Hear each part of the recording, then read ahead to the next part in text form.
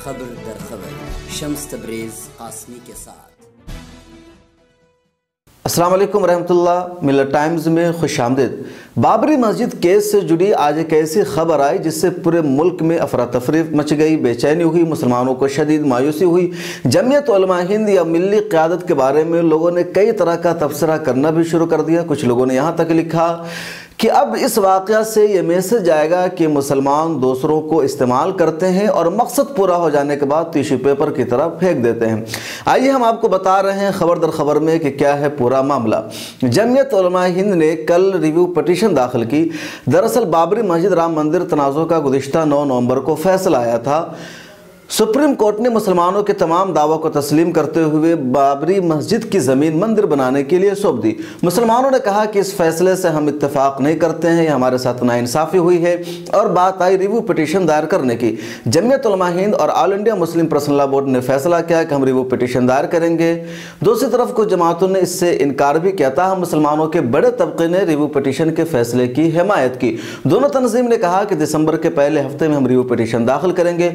2 दिसंबर को मौलाना अरशद मदनी की जमीयत ने रिव्यू पिटीशन दाखिल कर दिया। शाम में 3-4 बजे उन्होंने एक प्रेस कॉन्फ्रेंस की। उस दौरान सहाफ़ियों से खिताब करते हुए कहा कि डॉक्टर राजू धवन की सेहत अच्छी नहीं है, वो बीमार हैं, इसलिए हमारे ऑन रिकॉर्ड एडवोकेट एजाज मकबूल ने जाकर के सुप्रीम कोर्ट में रिव्यू पिटीशन की अर्जी दायर कर दी है। इस मामले को लेकर एडवोकेट राजू धवन ने आज अपने फेसबुक पर लिखा कि एजाज मकबूल ने हमें फ़ोन करके कहा कि आपकी तबीयत अच्छी नहीं है, इसलिए जमीयत उलमा ने आपको अपने पैनल से अलग कर दिया है। जमीयत उलमा हिंद या मौलाना अरशद मदनी का ये कहना कि मैं बीमार हूँ इस वजह से उन्होंने मुझे अलग किया है, बिल्कुल झूठ है, सरासर बकवास है। उन्हें अपने केस से अलग करने का मुझे हक हासिल है, लेकिन मैं बीमार नहीं हूँ और ये वजह नहीं बनाई जानी चाहिए। राजू धवन के इस फेसबुक स्टेटमेंट के बाद एक हंगामा बर्पा हो गया और हंगामा इसलिए बर्पा हो गया कि 40 दिनों तक मुसलसल सुप्रीम कोर्ट में बाबरी मस्जिद राम मंदिर तनाज़ुर के सिलसिले में सुनवाई हुई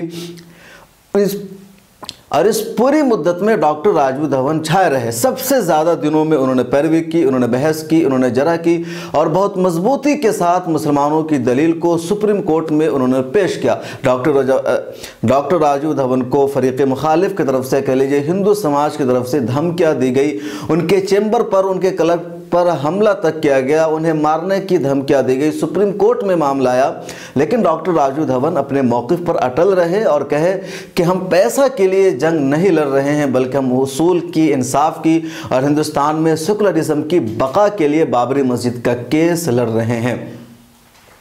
ऐसे में या इस अजीम वकील को अगर कोई तंजीम मुकदमे से हटा देती है तो मायूसी होना और तकलीफ का होना यकीनी तौर पर है। इस दौरान all India Muslim personal law board ने फौरी तौर पर एक प्रेस रिलीज जारी करके वजाहत की कि हमारी नुमाइंदगी भी राजू धवन कर रहे थे और वह हमारे वकील बरकरार रहेंगे। All India Muslim personal law board 2-4 दिनों में रिव्यू पिटीशन की अर्जी सुप्रीम कोर्ट में दाखिल करेगा और यह पूरा काम एडवोकेट राजू धवन की निगरानी में हो रहा है। हम आपको यहाँ पर बता दें कि मुसलमानों की तरफ से कुल 8 फरीक थे, जिसमें से एक फरीक जमीयत उलमा हिंद खुद है और 7 फरीक में सुन्नी वक्फ बोर्ड है, इकबाल अंसारी है, हाजी महबूब और कई सारे लोग हैं जिनकी पैरवी मजमूई तौर पर all India Muslim personal law board की तरफ से हो रही थी। पूरा हंगामा मचता रहा दिन भर। उसके बाद शाम को मौलाना अरशद मदनी की तरफ से प्रेस रिलीज आई और उन्होंने वजाहत की कि हमने राजू धवन को बिल्कुल नहीं हटाया है, वो आज भी हमारे वकील हैं और कल भी हमारे वकील रहेंगे और रिव्यू पिटीशन का पूरा मामला उन्होंने देखा है, उन्होंने इस पर काम किया है। मिल्लत टाइम्स ने मौलाना अरशद मदनी से बातचीत की तो उन्होंने भी फ़ोन पर यही कहा कि राजू धवन से हमारी बराह रास्त कोई मुलाकात नहीं है, हमारे कोई उनसे बात नहीं हुई।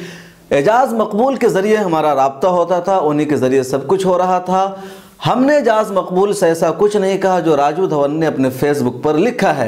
ऐसा लगता है कि एजाज मकबूल ने गलतफहमी पैदा करने की कोशिश की है या उन्होंने मामले को बिगाड़ा है। मौलाना अरशद मदनी ने यह भी कहा कि हम डॉक्टर राजू धवन से मुलाकात करेंगे, हम उनसे वक्त ले रहे हैं और मुलाकात करके हम उनसे माफ़ी तलाफ़ी करेंगे और हमारी तरफ से जो गलत फहमियाँ पैदा हुई है उसको दूर करने की कोशिश करेंगे, क्योंकि ऐसा हमारा कोई इरादा नहीं था, नहीं से कोई बातचीत हुई है। प्रेस कॉन्फ्रेंस के दौरान सवाल के जाने पर हमने वही कहा जो एजाज मकबूल ने हमें बताया था कि वो बीमार हैं।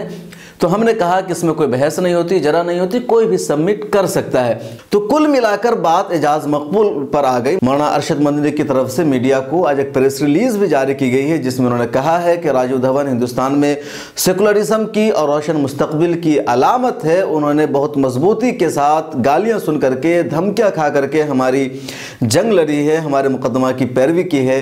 हम कैसे उनके एहसान को भुला सकते हैं, कैसे एहसान फरामोश हो सकते हैं। तो अब बात आ गई एजाज मकबूल पर कि क्या एजाज मकबूल ने गलत तर्जमानी की, क्या एजाज मकबूल ने वो सब कुछ कहा जिसका जमीयत उलमा हिंद ने अपनी मीटिंग में कोई तस्करा ही नहीं किया, जमीयत उलमा हिंद ने कोई चर्चा ही नहीं किया। एजाज मकबूल की तरफ से वजाहत जानने की कोशिश हुई, लेकिन उन्होंने फ़ोन नहीं उठाया। जमीयत उलमा हिंद ने कहा है कि हम एजाज मकबूल से बातचीत करेंगे, बासपुरस करेंगे, कैसा उन्होंने क्यों कहा। तो मामला वाज़े हो गया कि जमीयत उलमा हिंद ने एडवोकेट राजीव धवन को अपने पैनल से नहीं हटाया है, और जो कुछ खबर दिन भर फैली है और अब तक मीडिया में चल रही है वो एजाज मकबूल की वजह से है। एजाज मकबूल के हवाले से मिल्लत टाइम्स को एक खबर भी मिली है कि वो मौलाना अरशद मदनी का केस लड़ रहे हैं और इनके जो फरीक़े मुखालिफ है उनके भी वो वकील बने हुए हैं।